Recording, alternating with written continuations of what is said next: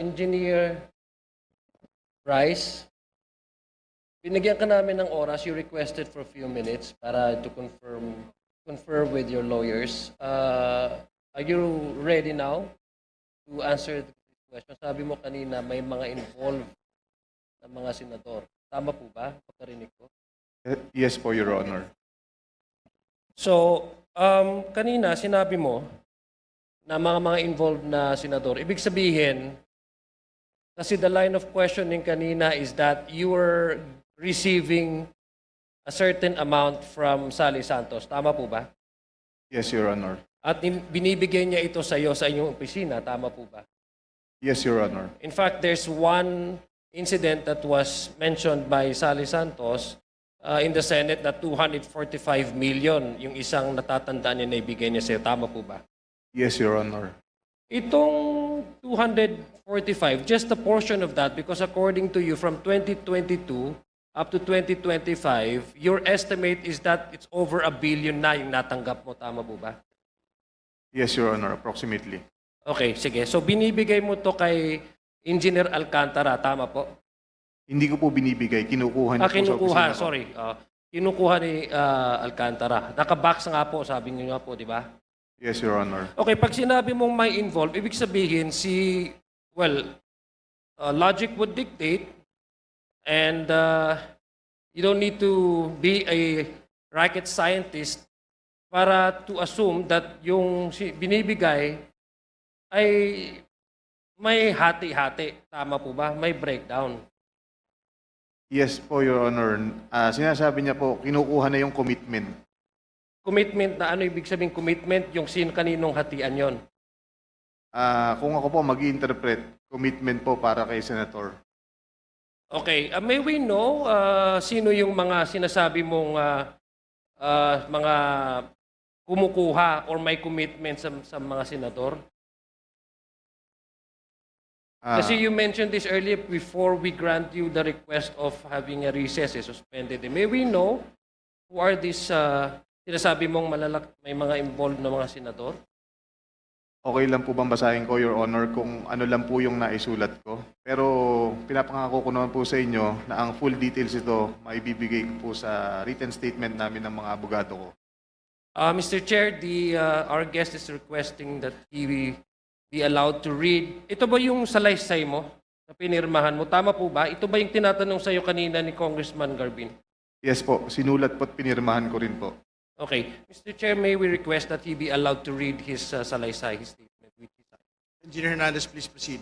Thank you.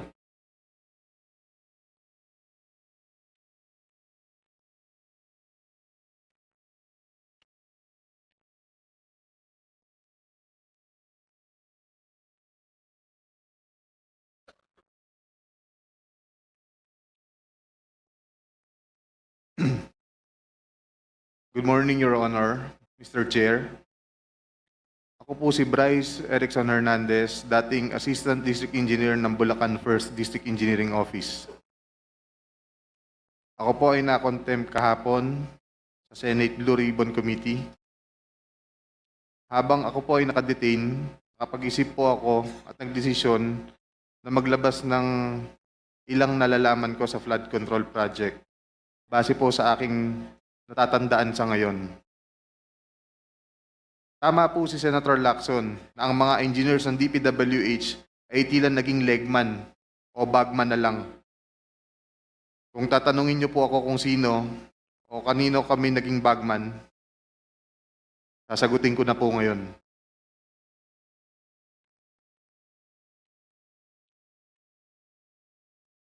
Sabi ni Senator Marcoleta kahapon, ligtas ka na. Hindi po ito totoo. Si Senator Jinggoy Ejercito Estrada, Senator Joel Villanueva, Yusek Robert Bernardo, at D. Alcantara. Si Senator Jinggoy po ay nagbaba ng 355 million ngayong 2025 sa mga ilang projects sa Bulacan.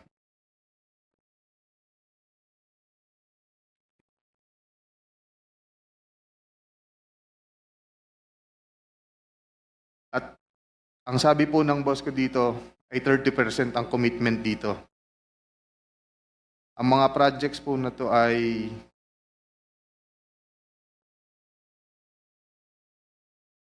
construction of flood mitigating structure with pumping station and floodgate phase 3 sa Hagonoy, Bulacan. Flood control mitigating structure with pumping station and floodgate sa Malolos, Bulacan. Hindi ko na po babasahin lahat to. Isasama ko po to sa aking written statement. No, mahalaga pong basahin yung buong listahan ng mga proyekto.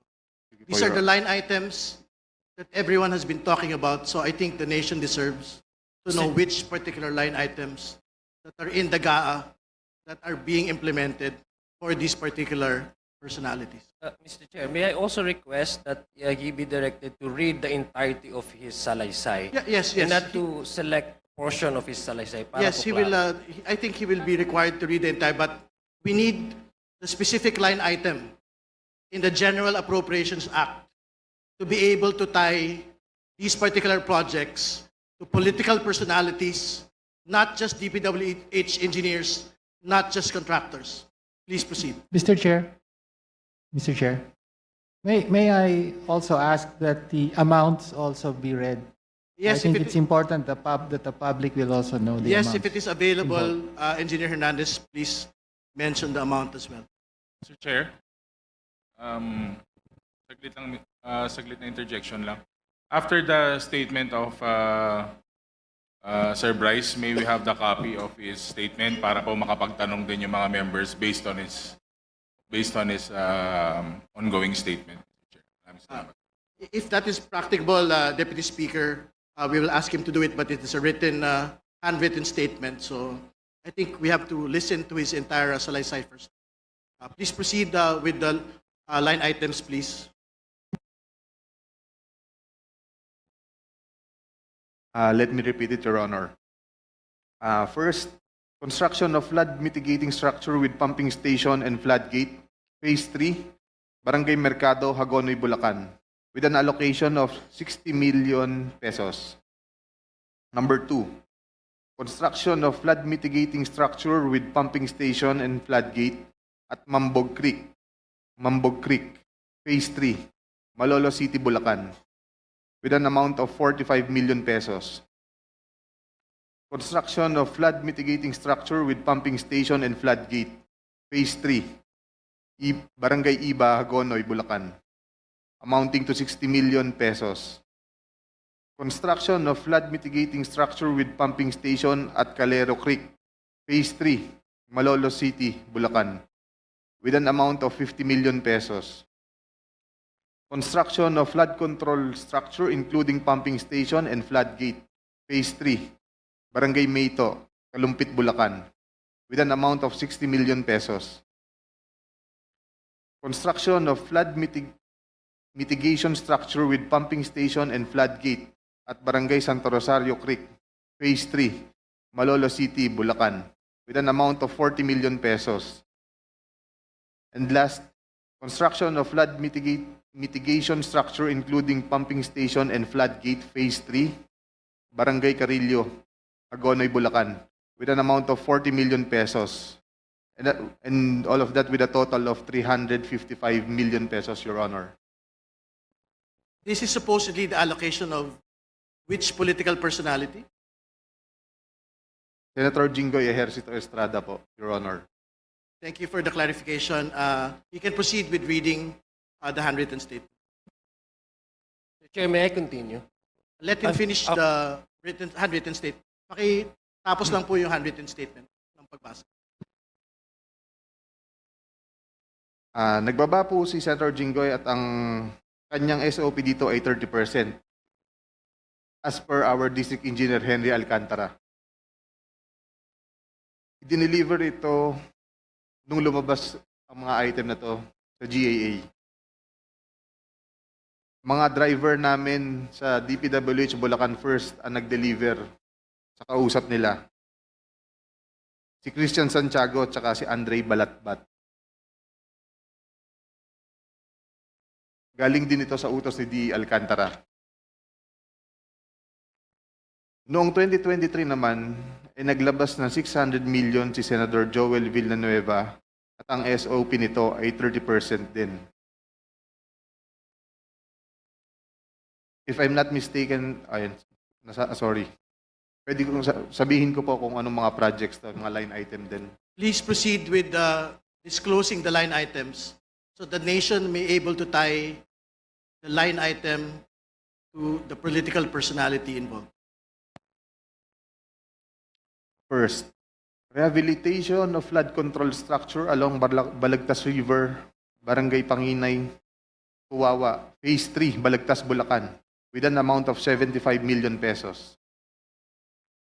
Construction of Bukawe River Flood Mitigation Structure, Station 12, plus 589 to Station 12, plus 739, at Barangay Bambang, Bukawe, Bulacan, with an amount of 75 million pesos. Construction of Bukawe River Flood Mitigation Structure at Station 4, plus 204 to Station 4, plus 354, at Barangay Turo, Bukawe, Bulacan, with an amount of 75 million pesos. Construction of Bukawe River Flood Mitigation Structure at Station 3, plus 036 to Station 3, plus 236 at Barangay Kaingin, Bukawe, Bulacan. Construction of this also has an amount of 75 million pesos. Number 5, construction of Bukawe River Flood Mitigation Structure at Station 5 plus 466 to Station 5 plus 667 at Barangay Bunlo, Bukawe, Bulacan, with also an amount of 75 million pesos. Construction of Balagtas River Flood Mitigation Structure at Station 3 plus 533 to Station 3 plus 683 at Barangay Santol, Balagtas, Bulacan, with an amount of 75 million pesos also. Construction of Balagtas River Flood Mitigation Structure at Station 7 plus 654 to Station 7 plus 804 at Barangay Dalig, Balagtas, Bulacan, also with an amount of 75 million pesos. And last is the construction of Balagtas River Flood Mitigation Structure at Station 14 plus 124 to Station 14 to 200 plus 274 at Barangay San Juan, Balagtas, Bulacan, also with an amount of 75 million pesos, and all in all with a total of 600 million pesos. Can you state again for the record the total amount and that this is the projects for which particular political personality? 600 million pesos last 2023 from Senator Joel Villanueva. Thank you. Please proceed with your handwritten statement. At ang SOP nito ay 30% din. Binigay din ito nung lumabas sa GAA at i-deliver sa bahay niya sa Bukawe ni D. Alcantara at dating hepe ng aming construction si Engineer JP Mendoza. Si D. Alcantara namin ang masasabing chief implementor. Siya po ang kumakausap sa lahat ng politiko na involved dito. At least 3% po siya sa lahat ng projects na dumadaan sa opisina namin. At pinapasabi pa nga sa amin sa mga kontraktor na kung gusto nyong magkaroon ng maraming projects sa susunod, ay magbigay kayo ng additional na 2% sa kanya. Parang finder's fee daw. Si D.E. Henry Alcantara po ang usually nagde-deliver sa mga politiko at kay Yusek Robert Bernardo po. Pasensya na po, ito pa lang po ang aking mga masasabi sa ngayon. Mabigyan lang po ako ng sapat na oras pagkakataon na makausap ang aking mga abogando. Handa na po akong maglabas ng lahat ng nalalaman ko pa. Maraming salamat po. Mr. Chair, Mr. Chair, Mr. Chair, I still have, may I be allowed to continue, Mr.